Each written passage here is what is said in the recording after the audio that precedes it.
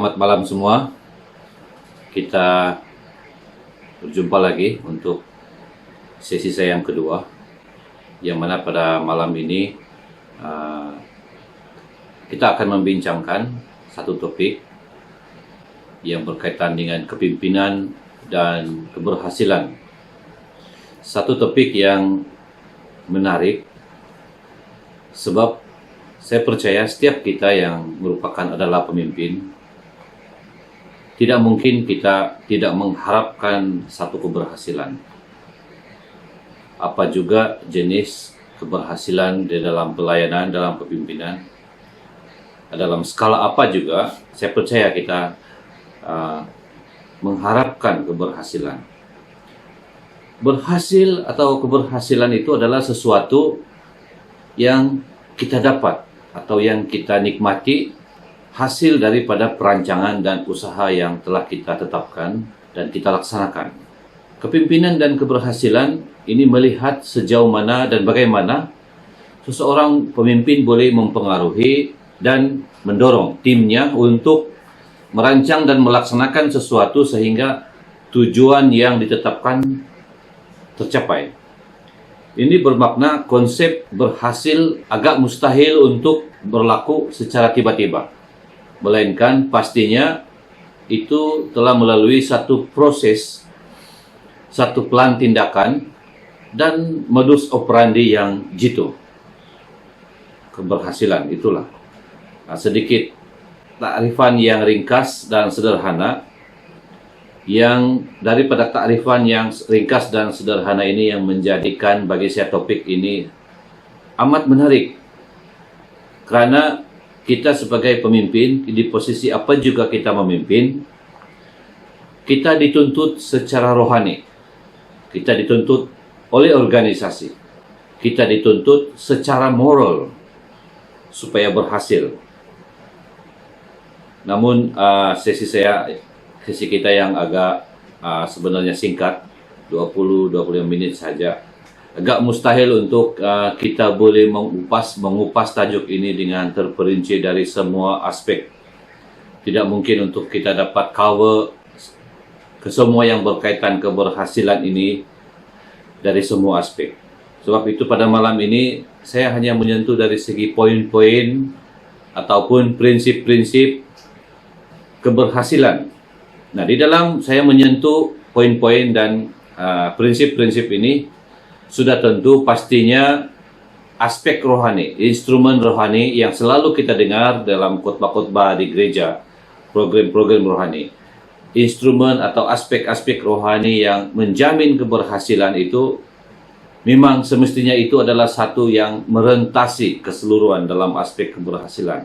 Tetapi saya tidak menyentuh dari sudut itu, dan saya coba berkongsi dari beberapa sudut, beberapa prinsip-prinsip yang mungkin boleh membantu kita sebagai pemimpin di dalam keberhasilan kepemimpinan. Nah, awal tadi saya berkata bahwa keberhasilan ini sinonim dengan misi, perancangan dan tujuan yang telah ditetapkan, lalu diusahakan untuk berjaya.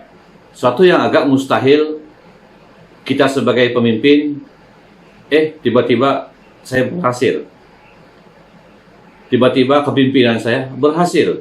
Itu suatu yang jarang berlaku. Melainkan pastinya dengan perancangan. Tujuan telah ditetapkan, misi telah ditetapkan. Nah, agak menarik sebab dalam Alkitab, khususnya dalam Perjanjian Lama, kebanyakan tujuan kepimpinan telah dinyatakan secara terbuka oleh Tuhan. Ini memudahkan pemimpin untuk melaksanakan misinya, KPI-nya kalau istilah kita sekarang mungkin. Karena misi, tujuan, KPI-nya telah digariskan oleh Tuhan itu sendiri. Itu yang menarik untuk melihat, menilai, evaluasi keberhasilan. Contoh dia, misi dan tujuan utama kepimpinan Musa ialah membawa umatku, orang Israel, keluar dari Mesir. Dalam Keluaran 3 ayat 10. Inilah arahan utama, teras utama Kenapa Musa dibangkitkan? Kalau begitu ketetapan atau KPI-nya, keberhasilan itu mudah dievaluasi, mudah dinilai. Apakah Musa berhasil dalam hal itu? Bagi saya, berdasarkan perintah awal, trust ini, dia berjaya, dia berhasil. Soal dia sendiri, memang kita tahu sejarahnya, kesudahannya, dia sendiri gagal masuk ke tanah Kanaan. Bagi saya itu isu lain dalam pribadi Musa. Apa pula misi kepimpinan Yosua? Saya sebut minggu lalu dari segi emosi, saya highlight lagi pribadi ini, Yosua 1 ayat 2 dan 3. Hambaku Musa telah mati, sebab itu bersiaplah sekarang, seberangilah sungai Yordan ini, engkau dan seluruh bangsa ini menuju negeri yang akan kuberikan kepada mereka, kepada orang Israel itu. Setiap tempat yang akan diinjak oleh telapak kakimu, kuberikan kepadamu, seperti yang telah kujanjikan kepada Musa. Misi utama, KPI yang Tuhan tetapkan, gariskan kepada Yosua ialah berpaksikan petunjuk Tuhan, membawa bangsa Israel masuk tanah Kanaan dengan 3 perkataan mudah: masuk, takluki, dan kuasai. Yosua berjaya dan berhasil. Demikian contoh lain seperti Nehemia. Misi KPI kepimpinan Nehemia berdasarkan sejauh mana dia berjaya memimpin pembinaan semula tembok Yerusalem, dan dia berjaya dan dia berhasil. Di dalam Kisah Para Rasul 16 ayat 9 hingga 10 pula. Kalau kita melihat dari sudut Perjanjian Lama.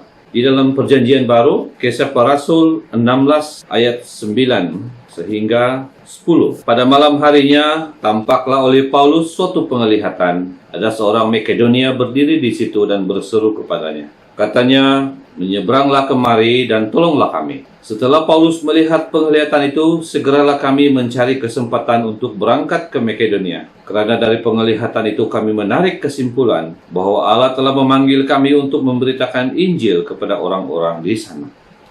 Misi kepimpinan Paulus dalam kapasitinya sebagai rasul ialah, yang dalam konteks ayat ini ialah membawa Injil ke Makedonia.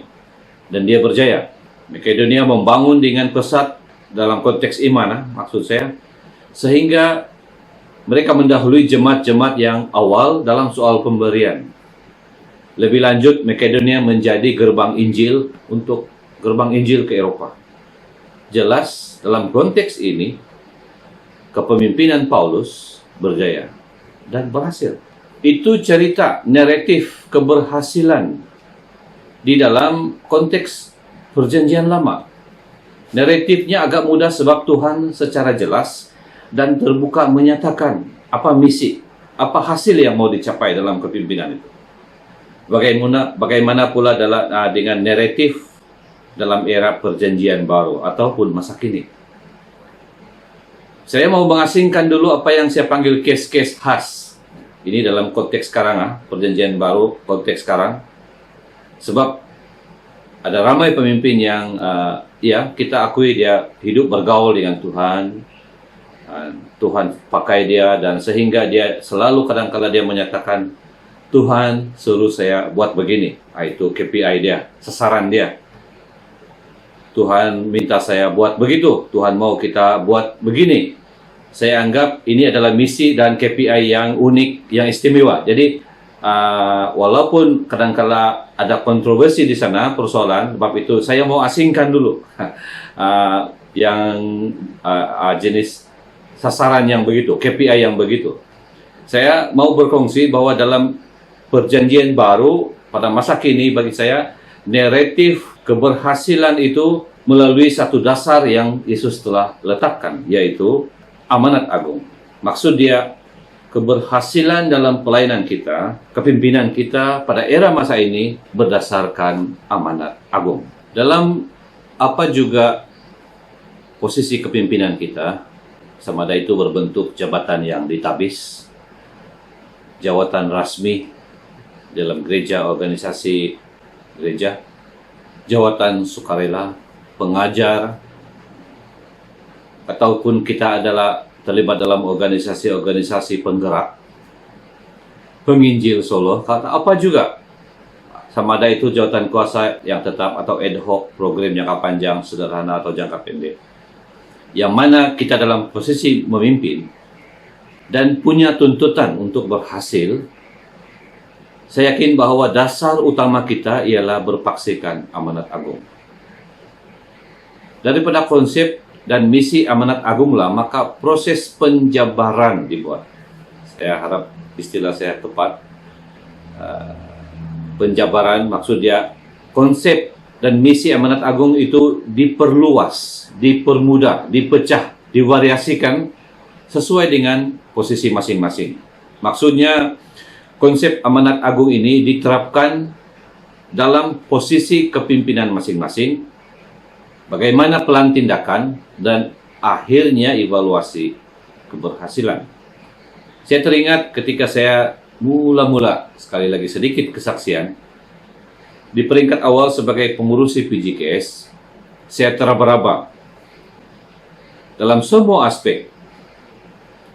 Bagaimana saya boleh menilai keberhasilan kalau hala tuju saya pun teraba-raba? Seperti yang saya kongsikan minggu lalu, pada waktu itu segala-galanya terhad banyak cabaran.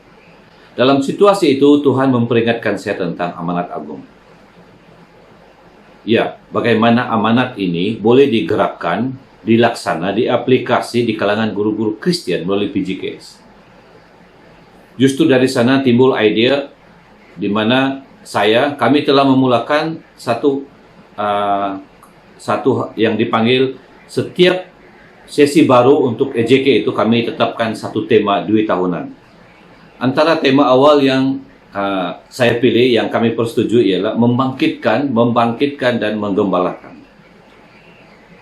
Tema ini dinyatakan dalam frasa visi, yaitu bahwa dalam term 2 tahun itu PGKS mencari dan membangkitkan seberapa ramai guru Kristen dan gembalakan mereka. Gembalakan dalam konteks fellowship, persekutuan.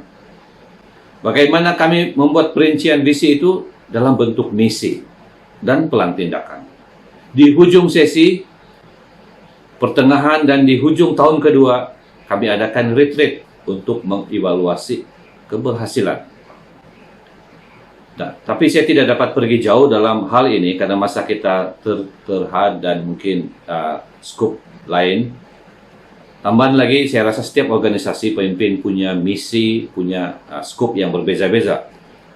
Apa yang saya mau kongsikan selepas ini ialah tentang prinsip-prinsip yang sederhana yang mungkin boleh membantu saudara-saudara mempertajam dalam soal kepimpinan sehingga keberhasilan itu akan ada pertambahan, berlipat. Kita tahu bahwa selain kemampuan-kemampuan ilahi yang Allah telah tanamkan di dalam diri Musa, Yosua, Nehemia, Daud, Paulus, dan beramai lagi, sehingga mereka berhasil dalam kepimpinan, saya percaya bahwa selain daripada kemampuan ilahi, instrumen-instrumen rohani yang ada pada diri mereka, ada juga elemen-elemen, instrumen lain yang menjadi nilai tambah, yang menjadikan mereka berhasil dalam kepimpinan. Prinsip pertama ialah kita sebagai pemimpin haruslah sentiasa menyala-nyala. Ini bahasa yang kita dengar, kita biasa dalam konteks rohani. Biarlah rohmu menyala-nyala dan layanilah Tuhan. Tapi dari sudut yang lain, mungkin kelihatannya sekuler lah, bahwa kita sebagai pemimpin, bagaimana kita sentiasa menyala-nyala. Kalau dalam konteks roh, ya urapan Tuhan. Tuhan, kita sentiasa bergaul dengan Tuhan, dekat dengan Tuhan, menjadikan roh kita menyala-nyala, sentiasa ada semangat melayani. Tapi dalam sudut yang lain, konteks yang lain, prinsip ini ialah bahwa kita harus sentiasa belajar. Kita harus sentiasa update. Kita seorang pemimpin yang sentiasa memaskini ilmu kita. Ketika sampai di sempadan, kita tahu peristiwa itu juga saya telah ulas minggu lalu. Musa menghantar 12 pengintai. Kenapa 12 pengintai itu dihantar? Sebab Israel sudah meninggalkan tempat itu beratus tahun, 430 tahun. Musa perlu update, perlu kemaskini ilmu, geografi, selok-belok, bangsa, dan bagaimana keadaan tempat itu. Itu sebabnya dia menghantar pengintai. Nehemia, dia antara yang telah diangkut menjadi tawanan. Setelah beberapa tahun, dia ingin tahu apa yang berlaku di tempat asalnya, bangsa yang telah ditinggalkan. Dia mau tahu. Dalam Nehemia 1 ayat 2, di dalam Nehemia, datanglah Hanani, salah seorang dari saudara-saudaraku dengan beberapa orang dari Yehuda. Aku menanyakan mereka tentang orang-orang Yahudi yang terluput, yang terhindar dari penawanan, dan tentang Yerusalem. Dia mau tahu tentang keadaan terkini orang Yahudi yang terhindar dari penawanan. Maksud dia di sini, kita sebagai pemimpin seharusnya sentiasa mengemaskini ilmu yang ada pada kita, menambah, memperkemas. Kenal pasti posisi kepimpinan kita dan lihat apakah ilmu yang perlu kita tambah lagi. Kita belajar supaya kita sentiasa menjadi pemimpin yang segar dengan info-info dan updated, orang bilang lah, kan? Kalau kita mengendali satu program yang khusus, untuk keberhasilan program itu juga kita sepatutnya menguasai ilmu, kita menambah info-info bagaimana program itu saya boleh laksana dengan baik. Ketika saya kongsi minggu lalu bahwa saya mulai terima Tuhan dan saya dibangun secara rohani, dan pastinya ada kerinduan untuk saya melaksanakan program-program yang biasa kita kenal KKR lah, revival. Tetapi saya tidak banyak rujukan, kerinduan saja. Waktu itu apa yang saya buat, antara buku awal yang saya beli dan saya belajar tentang revival, ialah buku yang bertajuk Cara Menghidupkan Mayat. Buku yang bagi saya setakat ini paling lengkap mengupas tentang revival, tentang KKR.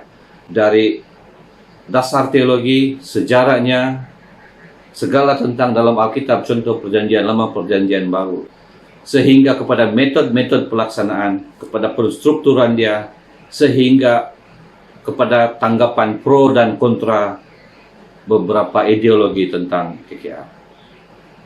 Jadi demikian saya mau menambah ilmu saya, supaya kalau saya mau melaksanakan program seperti itu, saya tidak mau melaksanakan dengan keinginan saya, dengan apa yang saya tahu ataupun hanya semangat saja.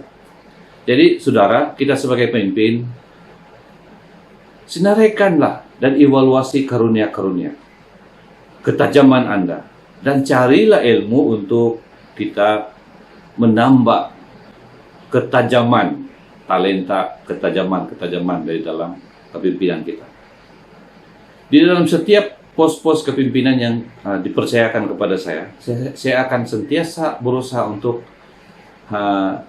mencari ilmu supaya ada nilai tambah. Saya ada di sana dan saya boleh memberi impact, dan supaya ada hasil di dalam pos kepimpinan yang diberi kepada saya. Saya masih ingat pada tahun awal 90-an, 95 mungkin itu 96, ketika pertama kali saya dilantik menjadi EJK Belia Pusat Gereja saya. Dan ada banyak perancangan, dan saya mencadangkan kita adakan retreat. Betul kah sebutan itu? Retreat. Dan pengurusi dia yang lain bilang, apa itu? Apa itu retreat? Ya, saya bukan pula untuk pelaksanaan. Saya terpaksa memberi mereka sedikit ceramah. Mujurlah, saya sendiri sudah study apa itu retreat. Apa fungsi dia? Apa gunanya? Kita perlu undur sekejap. Bagaimana supaya kita boleh evaluasi dan bagaimana kita buat gerakan-gerakan masa depan. Dan syukurlah, itulah pertama kali perkataan retreat diterima dan mulai diguna pakai di dalam tim saya, tim Belia pada waktu itu. Jadi bagi saya, Selain daripada instrumen-instrumen rohani, prinsip antara prinsip yang saya guna pakai dan saya mendorong kawan-kawan untuk turut melaksanakan ini, jangan mengabaikan dinamika ilmu-ilmu untuk menjadi satu nilai tambah dalam keberhasilan kepimpinan. Prinsip seterusnya yang saya mau kongsikan untuk kita berhasil dalam kepimpinan ialah kemahiran dan strategi. Sebenarnya ini boleh dipisahkan, tetapi saya gabungkan dan saya ringkaskan saja karena masa kita yang terhad. Nehemia melaksanakan misi pembinaan tembok Yerusalem dengan kemahiran dan strategi organisasi yang sangat sistematik. Dia datang, dia memeriksa kerusakan, dia bawa mesyuarat, dia menyusun organisasi, dia melaksana, dia buat pemantauan, dan berhasil. Yosua juga punya strategi kemahiran perang yang hebat. Yosua 2 ayat 1, kemudian diberitahukanlah kepada Raja Yeriko demikian, tadi malam ada orang datang kemari dari orang Israel untuk menyelidiki negeri ini. Yosua 10 ayat 9, lalu Yosua menyerang mereka dengan tiba-tiba setelah semalam-malaman bergerak maju dari Gilgal. Yosua ini berbicara soal kemahiran dan strategi perang dan mereka berhasil. Di dalam perjanjian baru, di dalam Kisah Para Rasul 6 ayat 1 hingga 6. Saya tidak akan bacakan. Setelah jemaat awal berkembang pesat dan para rasul sibuk dengan misi untuk mengkabarkan kabar baik penginjilan, tetapi mereka tahu bahwa ada keperluan untuk menyusun organisasi supaya mereka boleh menumpukan pelayanan ini dan ada orang lain, dan di sanalah wujudnya apa yang dipanggil pelayan-pelayan bagi kaum-kaum golongan yang terabai, janda dan yang lain. Ini berbicara soal kemahiran, ini berbicara soal strategi menyusun organisasi. Nah, Nehemia, Yosua, para rasul bergerak dan memimpin dalam pimpinan Tuhan.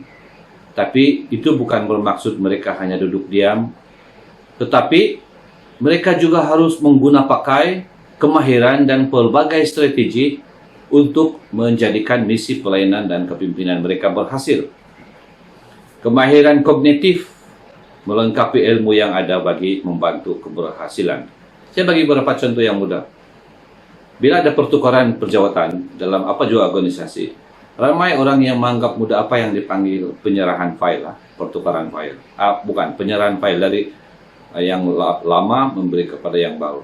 Orang anggap ini perkara mudah, enteng. Tetapi bagi saya ada value. Ini adalah salah satu indeks keberhasilan di dalam kepimpinan. Seorang gembala tidak bermaksud tidak perlu belajar buat kertas kerja. Contohnya kalau kita penginjil atau kita berjiwa missionary, pastinya kita patutnya menguasai beberapa konsep tentang penginjilan, contohnya pemetaan rohani, dan beberapa unsur psikologi yang lain. Mungkin kita pemuzik, dan kita sebagai pemimpin dalam bidang musik, kita harus berpikir bagaimana supaya pelayanan musik itu berhasil membawa orang mendekat kepada Tuhan. Bukan sekadar supaya orang respect, hormat dengan kita karena kita ada kemahiran. Suatu masa dulu saya pernah berkata kepada seorang belia, apabila saya melihat dia bermain musik, keyboard, saya bolehlah bermain tapi yang asas saja, biasa-biasa. Saya kata dengan dia, kamu bagus bermain, kemahiran kamu baik, tapi untuk musik yang kamu mainkan tadi, sebab waktu itu mengiringi doa syafaat, saya rasa itu tidak sesuai. Musik yang kamu mainkan tadi itu sesuai untuk makan malam, suasana makan malam, dan bukan mengiringi satu penyembahan, satu doa syafaat. Saya menegur dia supaya dia boleh berhasil lagi di dalam pelayanan.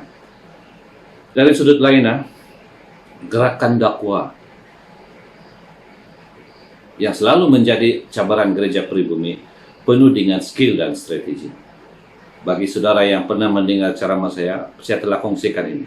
Mereka sentiasa sentiasa ke depan, 2-3 langkah ke depan yang kita. Jadi itu sebabnya kita sebagai pemimpin untuk berhasil, kita perlu menambah kemahiran. Kita perlu tahu bagaimana strategize posisi kita supaya berhasil. Metafora yang selalu saya pakai ialah ikan tidak akan pernah naik ke darat. Saya meminjam metafora orang lain, saya baca dari buku. Nah, ini yang selalu saya pakai, prinsip bahwa kita perlu kemahiran strategi untuk menangkap ikan. Dan ini memang luaslah kalau kita uraikan. Prinsip akhir yang saya mau kongsi ialah lingkungan. Siapakah lingkungan kita? Di dalam Amsal 15 ayat 22, rancangan gagal kalau tidak ada pertimbangan, tetapi terlaksana kalau banyak penasihat. Amsal 27 ayat 17, besi menajamkan besi, orang menajamkan sesama. Musa berhasil karena adanya Harun menyokong dia. Daud banyak berhasil karena ada Yonatan sebenarnya. 1 Samuel 18 ayat 1 hingga 3. Yonatan sepatutnya mewarisi takhta, itu kita tahu sejarah dia, setelah kematian ayahnya Saul. Namun dia tetap setia kepada Daud, pengganti raja yang dipilih Tuhan. Yonatan membantu Daud dalam banyak situasi, dalam keadaan diancam, stres dan sebagainya. Dan dia telah membantu dalam banyak plot perancangan untuk membunuh. Jelas bahwa keberhasilan Daud bagi saya banyak disebabkan oleh Yonatan. Kita sebagai pemimpin, kita binalah satu lingkungan, atau kita diamlah di dalam satu lingkungan utama, yang dimana lingkungan itu, pribadi-pribadi itu adalah orang yang boleh menjadi teladan, boleh memberi kita ilmu, kemahiran, mendorong, bahkan sememangnya pendoa, of course, pendoa kepada kita. Ini adalah pemangkin kepada keberhasilan di dalam kepimpinan. Saudara semua, sebagai penutup pada malam ini, pada tahun 2002, sesi saya ketiga sebagai pengurus PGKS, Tuhan memperlihatkan kepada saya sekumpulan pelajar yang memerlukan sentuhan khas. Dan dari sana lahirlah Kim Sahabat yang sudah diadakan berpuluh-puluh kali dan di beberapa tempat di Sabah. Dalam konteks wawasan penabur yang merupakan host kepada Sabda Harian ini, saya mau kongsikan satu hal. Selama beberapa seri program seminar awareness di Malaysia, anjuran wawasan penabur, di mana saya selalu dijemput menjadi penceramah di Melaya, di Sarawak, dan Sabah. Ketika seminar itu diadakan di SIB Likas, saya pasti saudara Randy dan tim dia ingat ini, waktu itu ada pemimpin dari Majelis Gereja-Gereja yang hadir. Saya membentangkan tajuk berkaitan cabaran gereja pribumi. SCC telah merespon, sebenarnya dari situlah SCC telah merespon, minta saya buat satu kertas kerja, dan wujudlah sekretariat, wujudlah jawatan pegawai khas, yang tujuan dia untuk membangkitkan dan menyatukan gereja-gereja di Sabah dalam satu organisasi-organisasi, apa yang dipanggil Majelis Gereja Sabah di daerah itu, peringkat daerah. Nah, ini adalah saja satu contoh bagaimana keberhasilan di dalam pelayanan. Keberhasilan memangnya adalah sangat subjektif untuk kita nilai, tetapi vaksinnya bagi saya adalah tetap daripada amanat agung. Lukas 12:48. Setiap kita diberi pertanggungjawaban terhadap setiap tugas dan posisi kepimpinan yang kita sedang pikul sekarang. Semoga saudara di mana saja yang sebagai pemimpin, saya berdoa supaya berhasil, dan itu untuk kemuliaan Tuhan. Itu saja perkongsian saya pada malam ini. Sekian, Tuhan memberkati. Amin.